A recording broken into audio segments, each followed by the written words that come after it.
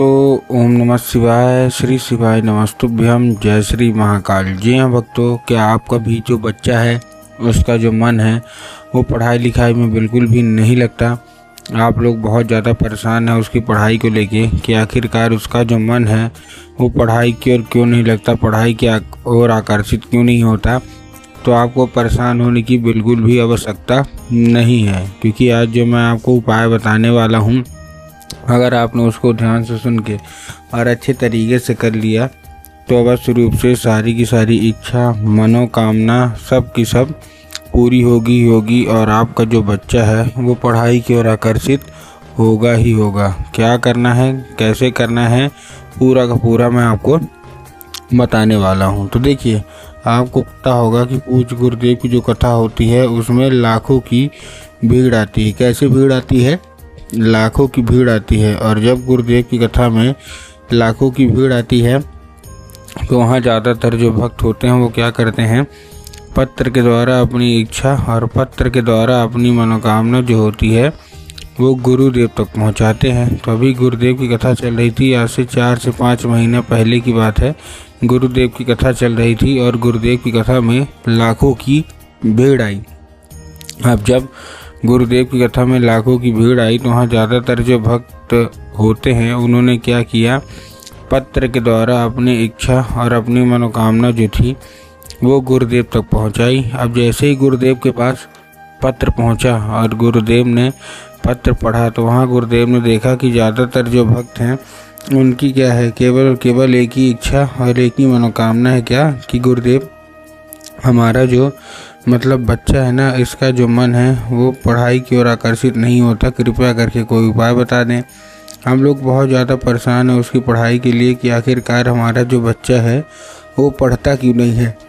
हमने उसके पीछे क्या कुछ नहीं किया, बहुत अच्छी उसको स्कूल में डाल के रखा है, बहुत अच्छा उसको कोचिंग ट्यूशन दे रहे हैं, हर एक तरह की सुख सुविधा दे रहे हैं, लेकिन फिर भी हमारा जो बच्चा है वो बिल्कुल भी नहीं पढ़ता। कृपया करके कोई उपाय बता दें ताकि हमारा जो बच्चा है वो अच्छे तरीके से पढ़े, अच्छे तरीके से आगे बढ़े।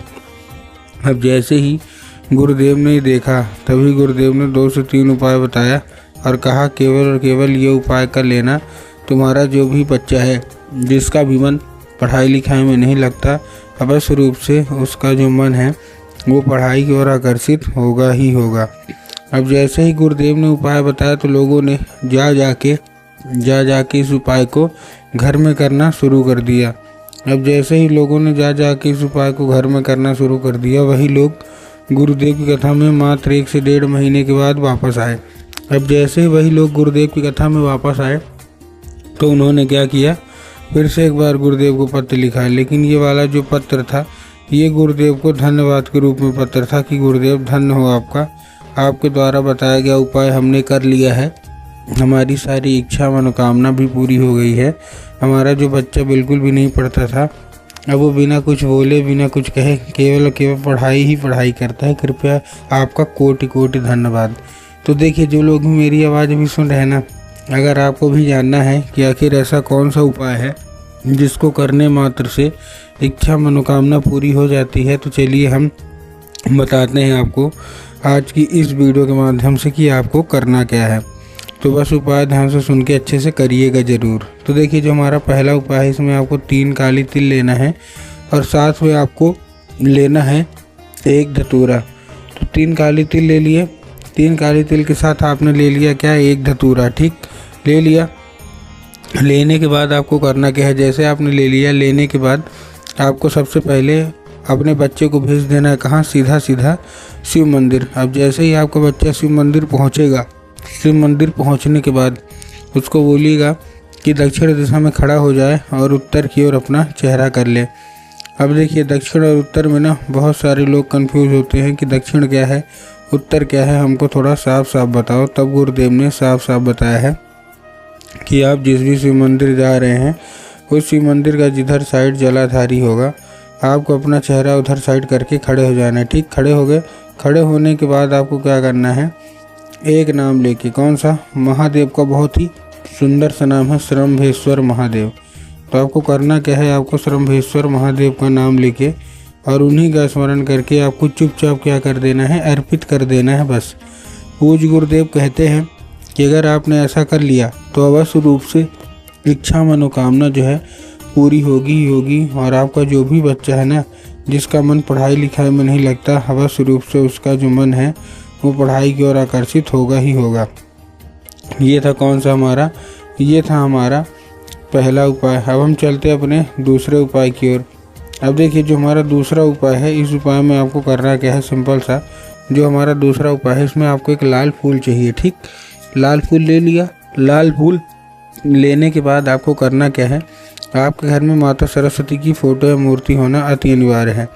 अगर आपके घर में माता सरस्वती की फ़ोटो या मूर्ति है तब तो अच्छी बात है, लेकिन अगर आपके घर में माता सरस्वती की फ़ोटो या मूर्ति नहीं है तो आपको बाज़ार जाना है, माता सरस्वती की फ़ोटो या मूर्ति लाना है और घर में उनको स्थान दे देना है, ठीक। दे दिया स्थान देने के बाद शाम के वक्त में जब भी आपके घर में पूजा पाठ होती है ना, तो आपको क्या करना है, वो जो लाल फूल है वो उठाना है और माता सरस्वती को क्या करना है, अर्पित करना है।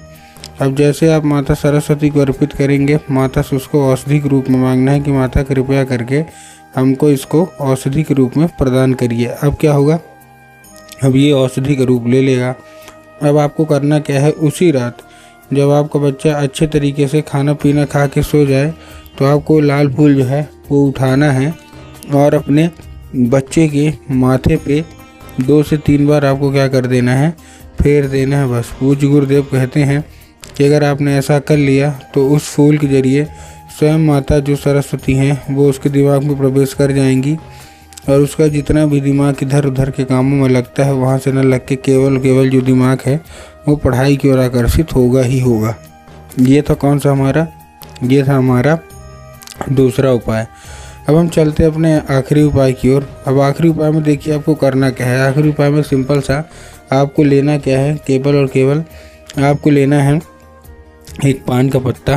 पान के पत्ते के ऊपर आपको शहद का लेपन करना है और शहद का लेपन करने के बाद अपने बच्चों को भेजना है सीधा शिव मंदिर। अब देखिए सबसे पहले शहद का लेपन करेंगे किधर, पान का जिधर चिकना साइड होता है ना उधर आपको शहद का लेपन करना है, ठीक। कर दिए। करने के बाद आपको अपने बच्चों को भेजना है शिव मंदिर। और नंदी होते हैं ना जो नंदी बाबा, तो नंदी बाबा के आगे का एक पैर होता है जो कि उठा हुआ होता है। तो आपको करना क्या है, नंदी के उठे हुए पैर में आपको नंदीश्वर महादेव का नाम लेके और उन्हीं का स्मरण करके चुपचाप अर्पित करना है। पूज्य गुरुदेव कहते हैं कि अगर आपने ऐसा कर लिया तो अवश्य रूप से इच्छा मनोकामना जो है वो पूरी होनी है और आपका जो बच्चा है वो बिना कुछ बोले बिना कुछ कहे जो है वो पढ़ाई की ओर जो है आकर्षित होना ही होना है।